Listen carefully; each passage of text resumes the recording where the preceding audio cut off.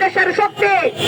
বন্ধুরা, আমাদের সঞ্চালক ইতিমধ্যেই বলেছেন যে বাংলাদেশে একটা নির্বাচনকালীন পরিস্থিতি, যেটা 5 আগস্টের মতো একটা রক্তক্ষয়ী যুদ্ধের মধ্য দিয়ে, অর্থাৎ গত 15 বছর যাবৎ পরপর 3-4টি নির্বাচনকে কুক্ষিগত রেখে শেখ হাসিনা সরকার পুরো বাংলাদেশের মানুষের যে ভোটাধিকার লঙ্ঘন করেছিল, তার প্রতিবাদে একে একে একসাথে হয়ে একটা জুলাই অভ্যুত্থানের রূপ নিয়েছে। সেই অভ্যুত্থানের পরবর্তীতে আমরা আজকে বাংলাদেশে নতুন করে বাংলাদেশটাকে বিনির্মাণের লক্ষ্য নিয়ে একটা নির্বাচনের দরগড়ায় দাঁড়িয়েছি। এবং এই সময়ে আমরা দেখছি যে এই নির্বাচনকে কেন্দ্র করে কত ধরনের, কত ষড়যন্ত্র তত্ত্ব, কত ডিপ স্টেট রাজনীতির কত ধোঁয়া আমাদের সামনে হাজির হচ্ছে।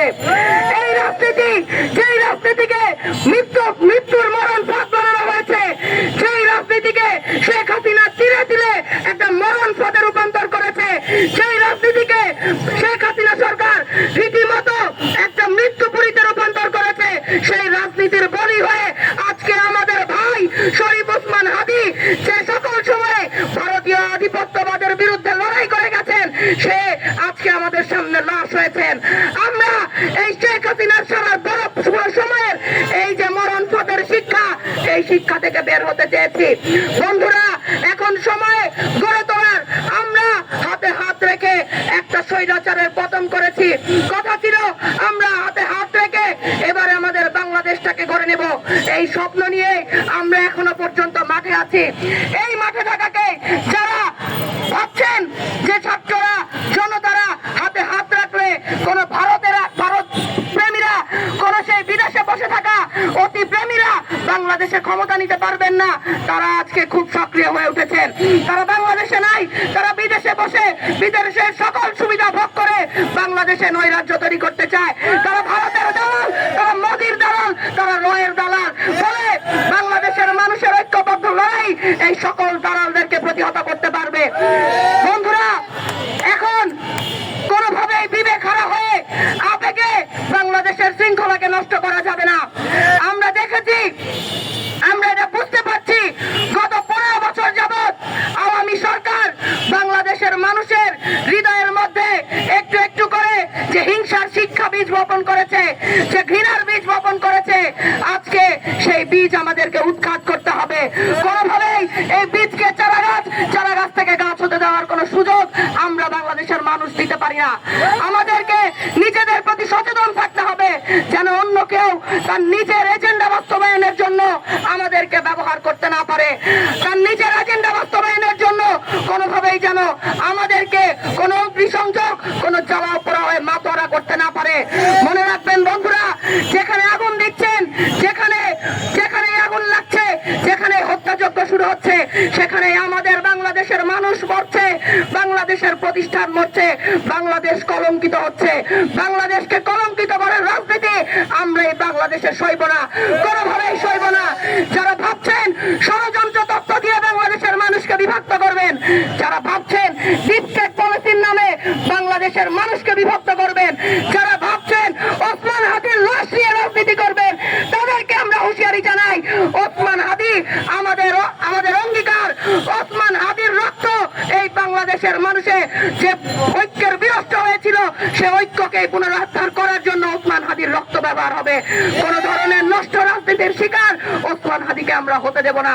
ফলে বন্ধুরা, সত্যিকার অর্থেই যদি ওসমান হাদীকে ভালোবেসে থাকেন, যদি মনে করে থাকেন ওসমান হাদী একটিবারের জন্য হলেও আপনার মুক্তির জন্য রাজনীতিটা করেছে, তাহলে ওসমান হাদীর কথা শুনুন।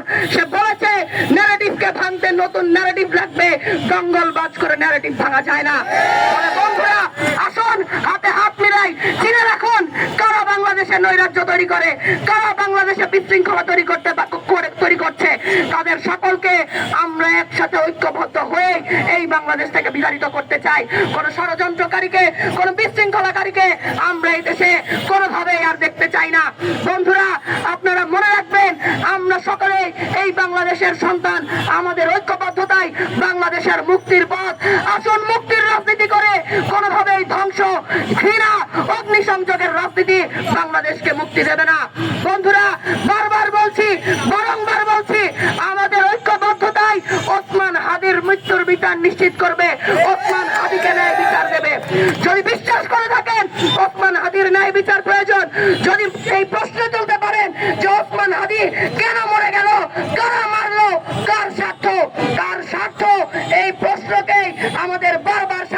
করতে হবে।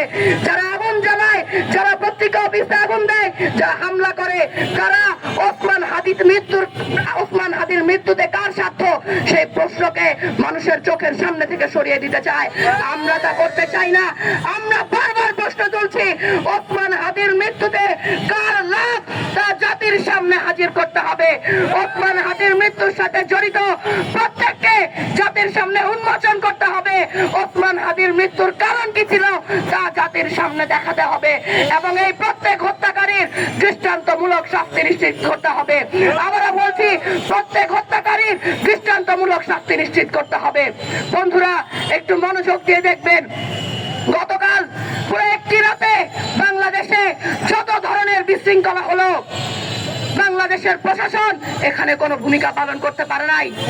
যেই গোয়েন্দা সংস্থা মানুষের ফোনালাপকে ট্র্যাক করে সেটা জনসম্মুখে ছেড়ে দিতে পারে, সেই গোয়েন্দা সংস্থা কেন এখনো পর্যন্ত ওসমান হাদিকে গুলি চালানো সেই দুই ব্যক্তিকে এখনো বিচারে আনতে পারলো না? তাদেরকে প্রশ্ন করতে হবে। যেই স্বরাষ্ট্র উপদেষ্টা বাংলাদেশের মানুষের নিরাপত্তার দায়িত্বে ছিল, তার চোখের সামনে ঢাকার প্রাণকেন্দ্রে কিভাবে ওসমান গুলি মরে যায় তার জবাব দিতে হবে। এবং পাশাপাশি সেই ব্যর্থ স্বরাষ্ট্র উপদেষ্টার পদত্যাগের জন্য যারা লড়াই করছিলাম, তাদেরকে কেন দমন করে দেওয়া হলো, দমনের চেষ্টা করা হলো, কারা করলো, সেই প্রশ্নের উত্তর দিতে হবে। ফলে বন্ধুরা, প্রশ্নগুলো স্পষ্ট করেন। ওসমান হাদি কেন মরলো, এই প্রশ্নের উত্তর দিতে হবে। ওসমান হাদিকে কারা মারলো, এই প্রশ্নের উত্তর দিতে হবে। ওসমান হাদিতে মরলে কার লাভ, এই প্রশ্নের উত্তর নিশ্চিত করতে হবে। আবারও মনে রাখবেন, স্বরাষ্ট্র উপদেষ্টা যিনি এতদিন পর্যন্ত ন্যূনতম কোনো সার্থকতার ছাপ রাখতে পারে নাই, বারংবার আতিয়া থেকে ওসমান হাদি ব্যর্থতার পরিচয় দিয়েছে, সেই স্বরাষ্ট্র উপদেষ্টা কিভাবে এখনো বহাল তবিয়তে আছে, তার প্রশ্নের উত্তর বের করতে হবে। ফলে বন্ধুরা, প্রশ্ন নিয়ে বিভ্রান্ত হয়েন না। ওই টেনিস্টার প্রথম আলোতে আগুন দিয়ে আপনাকে আমাকে বিভ্রান্ত করার চেষ্টা করছে। বিভ্রান্ত হবেন না, কারো ষড়যন্ত্রে মনোযোগী হবেন না। নিজের আল্লাহর দেয়া বিবেককে কাজে লাগান, বুদ্ধিকে কাজে লাগান। মানুষ হয়ে জন্মেছি, মানুষ হয়ে নিজের বিবেক বুদ্ধিকে কাজে লাগিয়ে সিদ্ধান্ত নিয়ে বাংলাদেশের শৃঙ্খলা প্রতিষ্ঠার জন্য লড়াই করছি, লড়াই করব। আবারও বলছি, প্রত্যেক প্রশ্নের উত্তর নিশ্চিত করতে হবে এবং এই প্রশ্নের উত্তরগুলো তখনই মিলবে যখন আপনি আমি হাত মিলিয়ে এই রাজপথে লড়াই করব। কোনোভাবেই হাত ছাড়বেন না, একে অপরকে ছেড়ে যাওয়ার সুযোগ নাই। যতভাবে ঐক্য বিনষ্ট হয়েছে, যারা ঐক্য বিনষ্ট করেছেন, তাদের প্রত্যেককে বলছি, যদি বেঁচে থাকতে চান, যদি এই মৃত্যুপাত থেকে, মরণ পদের রাজনীতি থেকে বের হয়ে আসতে চান, বাংলাদেশকে বাঁচিয়ে রাখতে চান, তাহলে ঐক্য বিনষ্টের সকল কিছুকে না বলুন, ঐক্যকে হ্যাঁ বলুন, ঐক্যকে হ্যাঁ বলুন এবং ঐক্যকে হ্যাঁ বলুন। বাংলাদেশের ঐক্যই বাংলাদেশের শক্তি, বাংলাদেশের ঐক্যই বাংলাদেশের মানুষের বেঁচে থাকার উপায়।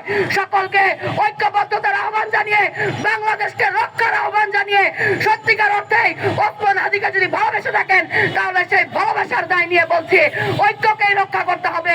ঐক্যের জন্য প্রস্তুত হন, বাংলাদেশকে রক্ষার জন্য প্রস্তুত হন, লড়াই করেন। সকলকে আসসালামু আলাইকুম।